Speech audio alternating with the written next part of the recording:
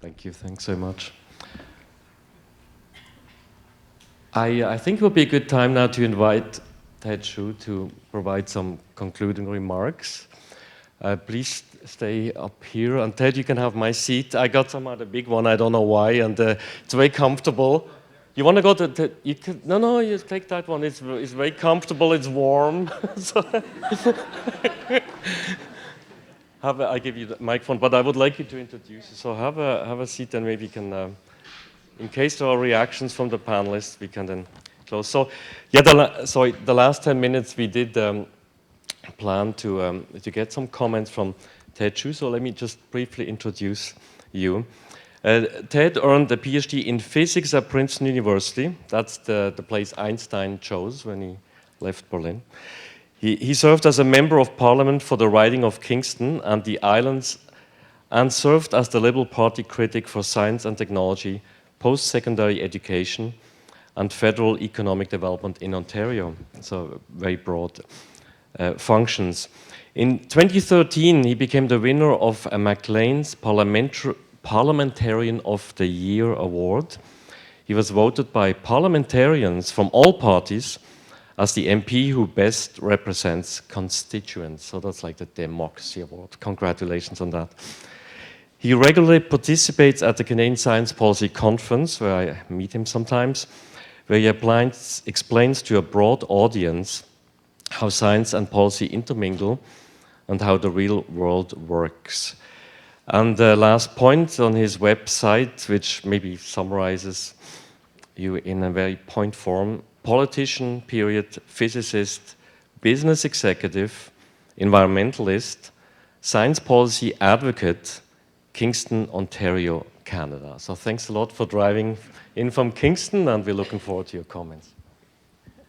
Thank you, Mark. I thought what I would try to do is bring together the remarks that have been made here and try to make 2 points. The first point I want to make is that it's not enough for the experts and decision makers to discern what is true and what is not. And the reason I'm going to say this is I'm going to motivate it from my politics background. And the second thing I want to say is that when deploying knowledge, trust is very important. So I have a few things to say about that. So as Mark said, I come from a science world and a research world, so I've fought with referees and tried to get papers published. And everybody has great respect for science, right? But every practicing scientist knows what is meant by the adage, science makes progress one funeral at a time. And so the more detailed quote is from the physicist Max Planck, who's one of the pioneers of quantum mechanics. And he wrote this. He said, "A new scientific truth does not triumph by convincing its opponents and making them see the light, but rather because its opponents eventually die. And a new generation grows up that is familiar with it." And if you do research at all, you just immediately understand what that's about. And it's, it's part of the culture of science. In a sense, it has to be that way because you have to be a bit stubborn. You have to defend what you really believe in. So even before science collides with politics, it's got some issues with discerning the truth. And why is that? It's because science is done by people. And politics is all about people. And more importantly, it's about all people. So, and the other thing is, in science, you can kind of afford to be patient. And it's okay if you're right in the end. But in politics, it's not enough to be proven right at the end. A lot of damage can happen before the truth comes out. And I'm not going to talk about sort of the pathological organized lying that's happening south of the border in the presidential administration, but I'm just going to talk more about the Canadian context and my own limited experience. One point I want to make is there's a fundamental conflict between how politicians do their work and what they're supposed to do, and the idea of going around and correcting people who believe something that just isn't so. And because politics is the art of the possible, so politicians, unlike prophets, have to go around and gather opinions and subjective experiences. We need to know what people think and feel and what their lives are like to figure out what's possible as a subset of what's ideally the best thing to do in somebody's mind. So the typical thing that happens is if somebody has a new policy idea and you're sitting there as an MP in a caucus, your job is to speak up and say, you know what, this is a tough subject. A lot of people are going to be unhappy, but you know what, I'm going to survive the next election and it seems like the right thing to do, so let's do it. Or your job is to say, no way. There's no way I'm going to survive. A lot of people are going to be angry. My life is going to be miserable, and you're going to lose this seat in the next election. That's also potentially one of the things that you might say. So as a politician, you have to know the people you represent well enough to be able to say that. And you often have a lot of conversations where you're talking with somebody, and you know they're wrong.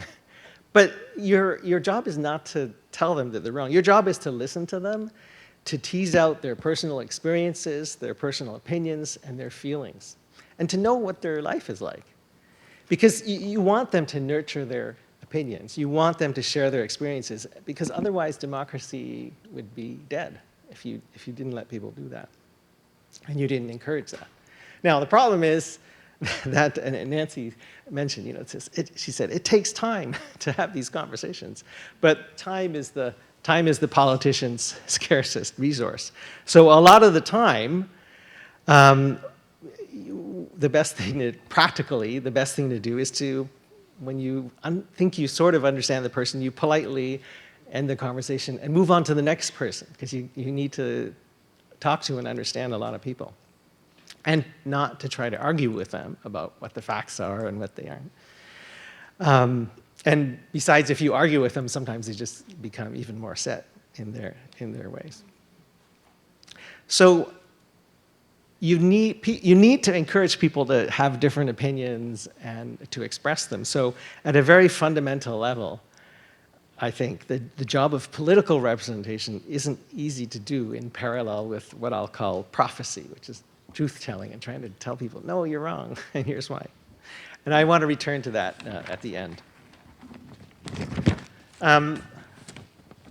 So one of the ideas in politics that scientists need to know is you can only do what you can explain. You can only do in politics what you can explain, not what you think is the best thing to do. So, and that's sort of the answer of why it's so important that the average citizens be able to sort out what the facts are, what the truth is and what's not true, not just experts and decision makers. So what do you do if they have alternate facts? So what people believe the facts are, that's kind of a limit. It's a difficult limit that politicians have. And we always end up in caucus meetings saying, if I went to the door of a voter in my riding, I'm not sure if I could explain this. And then, of course, that's a conversation. If the better you are at a politician, the better you are at figuring out how you could explain something to somebody. And to do that, it's not about sitting down with the facts and putting together some kind of argument. It's about understanding what sort of things will my voters understand? What sort of experiences in their lives can I connect to and be able to explain this idea that I'm getting across? And I think one thing that politicians need to know, people that aspire to enter politics, is, so I'll just tell you my personal story. So when I was elected in Kingston in the islands, a lot of people voted for me because I have this science background, and they figured, yeah, we need somebody with a science background in Ottawa. But when I got to Ottawa, I realized, what, on pretty much everything, there's somebody in Ottawa who knows more than I do. That's true, except for one thing. And that one thing is what the people in my riding think, and what they're feeling, and what their experiences are. And that's where I really contribute. So, and it's true also that political power and influence that a member of parliament has really comes from the fact that you can get votes in your riding and that you understand what it takes to win a seat in the riding. So one example of that, of knowing what your voters know, and this is another kind of knowledge that I think should be added to sort of objective scientific knowledge. One example of that came to me in the last two campaigns. I was a campaign manager in the last federal election, 2019, and I was also campaign manager in 2018 in the provincial election. And we had this great statistic to say, because I was a campaign manager for an incumbent Liberal government, and we had a horrible loss in one and squeaked out sort of a victory in the other one. But one of the statistics that I thought, voters should really respond to this is the unemployment rate is really low. So in 2018, the unemployment rate in Ontario was like the lowest it's been in almost 20 years. And last year, it was like the unemployment rate is the lowest it's been since we started keeping good records in the 1970s. But you know what I found? I found that people didn't care about that at all. And the reason for that is a little bit more complicated, but you sort of figure it out once you've talked to people and gotten no response to that statistic.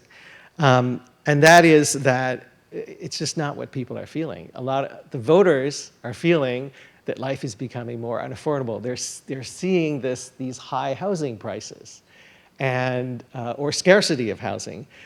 They feel very insecure, especially young voters, like my daughter, who's not quite a voter yet, but she's 16, and her friends are all worried about climate change and World War III, and they're all spooked by the Pickering nuclear alert that came out on Sunday morning.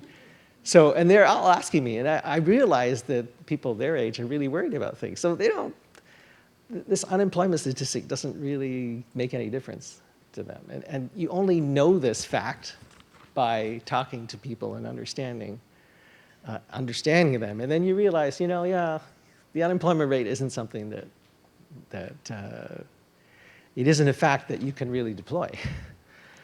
So this is an example of the wisdom of crowds. And it's a good thing that the wisdom of crowds is at work in politics and comes into play in our democracy.